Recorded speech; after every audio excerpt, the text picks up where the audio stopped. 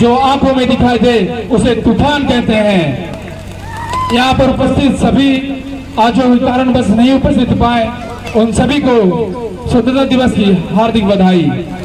आजादी का सही मतलब वही समझ सकता है जिसने कभी गुलामी की हो। हम सौभाग्यशाली हैं कि हमने स्वतंत्र भारत में जन्म लिया। यूं तो आजादी की लौ 1857 में जल चुकी थी, जो 1947 को हमारे देश को आजाद कराई। प्राचीन, मध्यकालीन और वर्तमान भारत के उदाहरणों से मैं स्पष्ट करना चाहूंगा कि जब हम फिरंगियों के फेरों में फंस गए थे तो रंग दे बसंती की चोला की एक आवाज पर टोले के टोले उमड़ाते थे और वंदे मातरम, इनकलाब जिंदाबाद के नारों से खून में आ जाने वाला 5-5 डिग्री का तूफान अंग्रेजी शासन की जड़ें हिला देता था। उसके बाद 62, 65 और 71 के युद्धों के में अपना सुहाग गवा देने वाली औरतें जब घर के हालात यूं हो जाया करते थे कि प्यार भी भरपूर गया, मांग का सिंदूर गया, नन्हे नन्हेयालों की लंगोटियां चली गई, छोटी छोटी बेटियों की चोटियां चली गई, बाप की कमाई गई, भाई की पढ़ाई गई, एक ऐसा विस्फोट हुआ पता ही नहीं चला, पूरे जिस्म की बोटियां चली गई। आपके लिए तो एक आदमी मरा है साहब, मेरे घर की तो रोटियां चली गई, मेरे घर की तो रोटियां चली गई। तो इस तरह पूरा परिवार अपनी देशभक्ति साबित कर रहा होता था। तब देश बलिदान मांगता था, तब देश लड़ जाने को कहता था, तब देश मर जाने को, मिट जाने को, फांसी चढ़ जाने को कहता था। किंतु आज देश लड़ जाने को नहीं कहता, आज देश मर जाने को, मिट जाने को, फांसी चढ़ जाने को नहीं कहता, बल्कि मेरे विचारों में जो कोई व्यक्ति अपना काम पूरी मेहनत, पूरी लगन और पूरी ईमानदारी से करता हो वही बड़ा देशभक्त है। मैं नहीं मानता कि फेसबुक, व्हाट्सएप और इंस्टाग्राम की डीपी को 3 रंग से रंगना ही देशभक्ति है।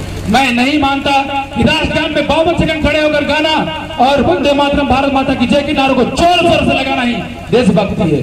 यदि आप कहेंगे कि वर्ष में 2 बार तिरंगा झंडा हाथ में लेने से देशभक्ति है, तो मैं पूछना चाहूंगा कि फुटपाथ पर रहने वाला बच्चा ट्रैफिक छांव पे नंगे पांव हाथ में तिरंगा झंडा लिए बेच रहा होता है, तो क्या उसे उसकी देशभक्ति कहेंगे? नहीं, ये उसकी देशभक्ति नहीं, उसके पेट की भूख की शक्ति है जो उसे ऐसा करने पर मजबूर करती है। क्योंकि वे ना तो मस्जिद को जानते हैं, ना शिवालय को जानते हैं, ना मस्जिद को जानते हैं, ना शिवालय को जानते हैं। वो पेट के भूखे हैं साहब, वो केवल भोजन की निवाले को जानते हैं, भोजन की निवाले को जानते हैं। और अब मैं अपने विचारों से स्पष्ट करना चाहूंगा कि क्या है देशभक्ति। अपने समाज, अपने परिवार, अपने राष्ट्र के प्रति समर्पण का भाव है देशभक्ति। एक गरीब बीमार बुजुर्ग को दवाई दी जाए वो है देशभक्ति। धर्म लोकता को पछाड़ कर किया गया काम है देशभक्ति। एक शिक्षक पैसों के लिए नहीं, विद्यार्थी को आगे बढ़ाने के उद्देश्य से पढ़ाए वो है देशभक्ति। एक पत्रकार अपनी पत्रकारी पूरी ईमानदारी से करे वो है देशभक्ति। और आज के नौजवान दूसरे को मारने से पहले खुद मरने को तैयार हो वो है देशभक्ति। हर देशद्रोही के जीवन में आने वाला तूफान है हमारी सच्ची देशभक्ति, ताकि हर देशद्रोही ये समझ सके कि यदि तू परिंदा है तो ये आसमान तेरा है, अगर तू दरिंदा है तो ये शमशान तेरा है। यदि तू परिंदा है तो ये आसमान तेरा है, अगर तू दरिंदा है तो ये शमशान तेरा है। भाईचारे से रहना तो रह इस जमीन पर, वरना कब्र भी तेरी है और कब्रिस्तान भी तेरा है, कब्र भी तेरी है और कब्रिस्तान भी तेरा है। और अब मैं अपने विचारों से स्पष्ट करना चाहूंगा कि हमारे देश का राष्ट्रगान कब संभव होगा। जब हमारे देश का राष्ट्रगान तब संभव होगा जब देश में नारी की पूजा नहीं, नारी की इज्जत की जाएगी। स्वच्छ भारत अभियान में केवल सरकार नहीं, सड़क पर चलने वाला प्रत्येक व्यक्ति हाथ बटाएगा, स्वच्छ भारत को दिल से अपनाएगा। हमारे देश का राष्ट्रगान तब संभव होगा जब एक गरीब का बच्चा मध्याह्न भोजन के लिए नहीं, ज्ञान अर्जन के लिए सरकारी स्कूल की चौखट पर जाएगा। हमारे देश का राष्ट्रगान तब संभव होगा जब एक गरीब किसान के घर में पानी पहुंचाया जाएगा।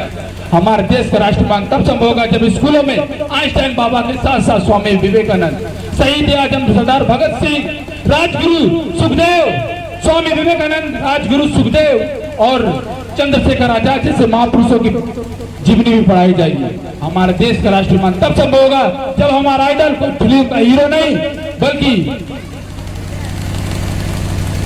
परमवीर चक्र से सम्मानित कैप्टन विक्रम बत्रा होंगे। हमारे देश का राष्ट्रमान तब संभव होगा जब परीक्षाओं के पेपर लीक नहीं होंगे, युवाओं के भविष्य के साथ खिलवाड़ नहीं किया जाएगा।